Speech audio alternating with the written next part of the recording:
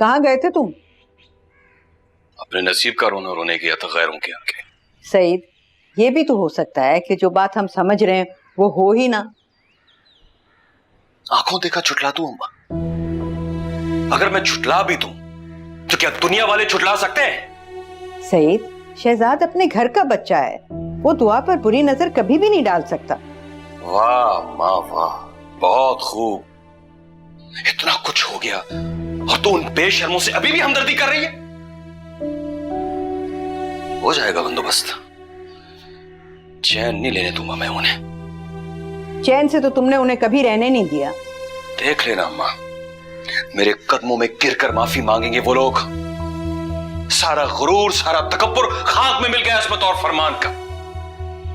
मुंह काला कर दिया उनके बेटे ने। सईद, मैं तेरे आगे हाथ जोड़ती हूँ, महज अस्मत और फरमान की नफरत में इस वाक़े को गलत रंग मत दे।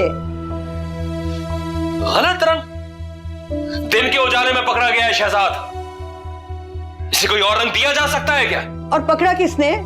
उस अमजद ने, जिसका अपना किरदार मशकूक है। अरे अम्मा, एहसान मानो उसका, अमजद का। अगर वो देर कर देता ना तो आज बात न जाने कहां से कहां पहुंच जाती ना। पर वो आया क्यों था यहाँ? ऐसा कौन सा जरूरी काम पड़ गया था उसे उस वक्त? तुम भी स्टोर पर नहीं थे ना, शानी को लेने स्कूल गए थे, तो उसे क्या मजबूरी थी यहाँ आने की? सईद, जरा अपने दिमाग से काम लिया कर। इस वक्त बेटी का बाप बनकर सोच, अस्मत और फरमान का दुश्मन बनकर नहीं। क्यों बचाना चाहती है तू शहजाद को? बचाना नहीं चाहती, किसी बेगुनाह की बददुआ से बचना चाहती हूँ। सब्र कर ले अम्मा, वो लोग खुद माफी मांगने आएंगे, वरना मोहल्ले वाले उन्हें रहने नहीं देंगे।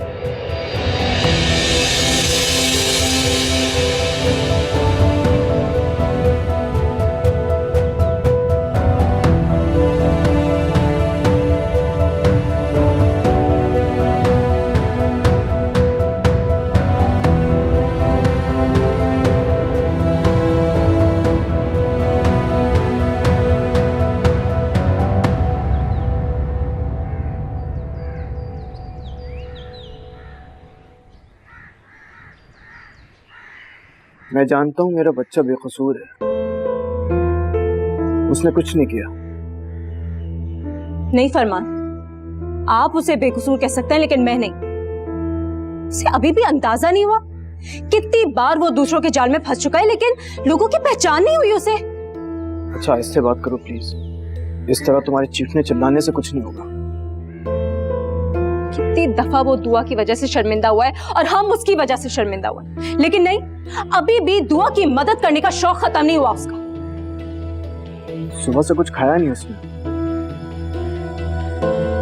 खुद को कमरे में बंद करके रखा। कुछ बना दो उसको, और नहीं बना सकती तो मुझे बता दो, मैं कुछ ऑर्डर कर देता हूँ यार। कोई जरूरत नहीं, वैसे भी मोहल्ले वाले यहाँ किसी को आने नहीं देंगे, बल्कि सुबह से नजरें लगाए बैठे होंगे कि हम कब अपना ये घर यहाँ से छोड़कर जाए।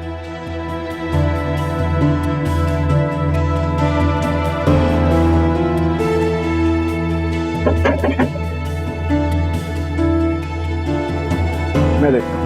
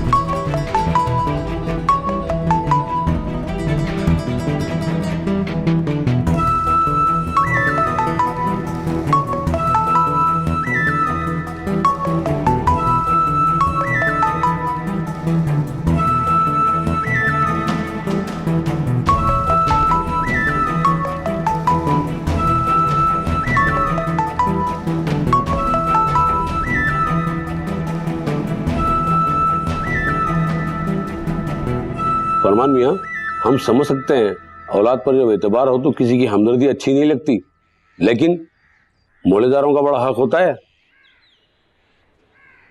बिल्कुल सही कहा आपने, बहुत अरसे का साथ है हमारा।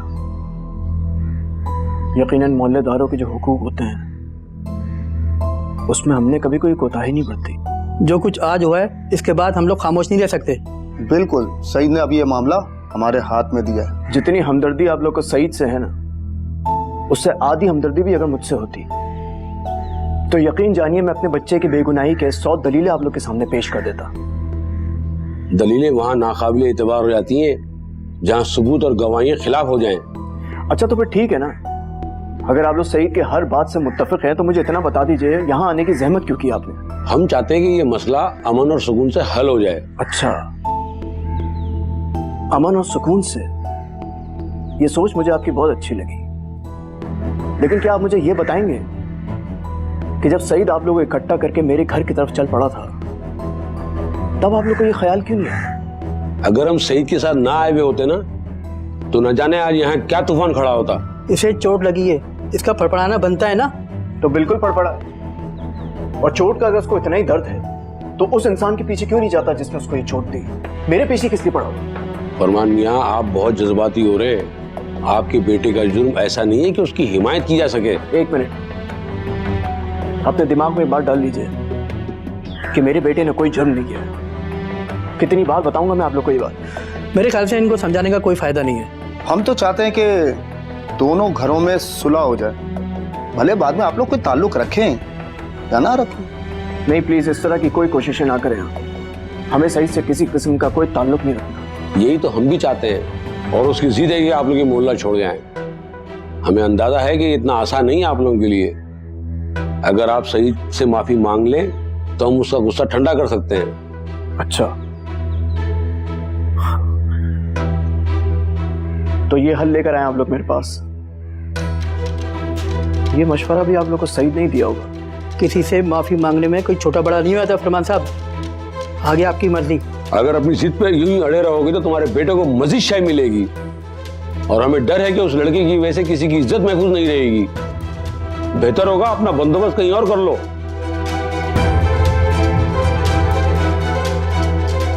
चलो।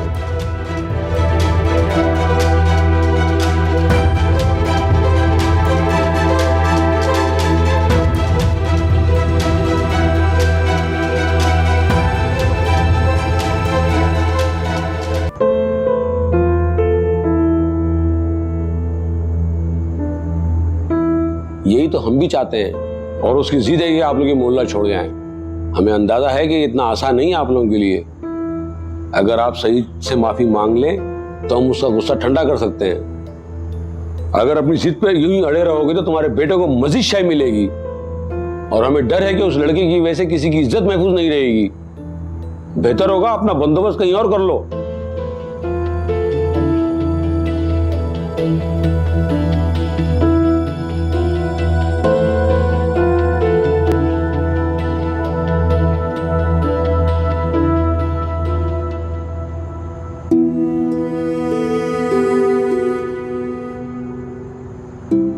फरमान,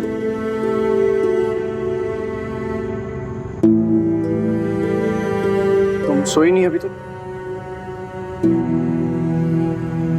पता नहीं क्यों आज की रात गुजर ही नहीं रही। लग रहा है जैसे कुछ बुरा होने वाला है। कुछ नहीं होगा इसमें,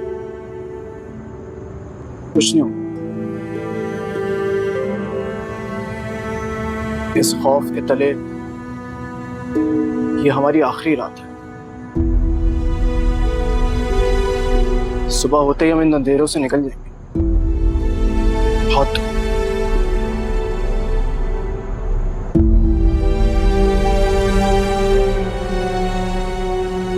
हमें ना कुछ चीजें अल्लाह पाक पे छोड़ देनी चाहिए। वो बेहतर जानते हैं हमारे साथ क्या ठीक हुआ है क्या गलत। वो हमें इंसाफ जरूर देगा।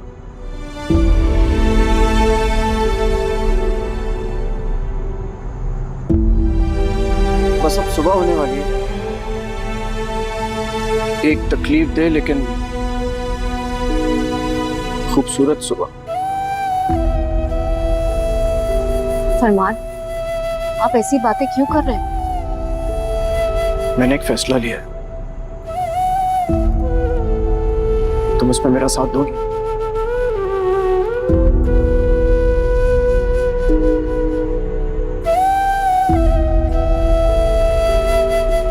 Thank you.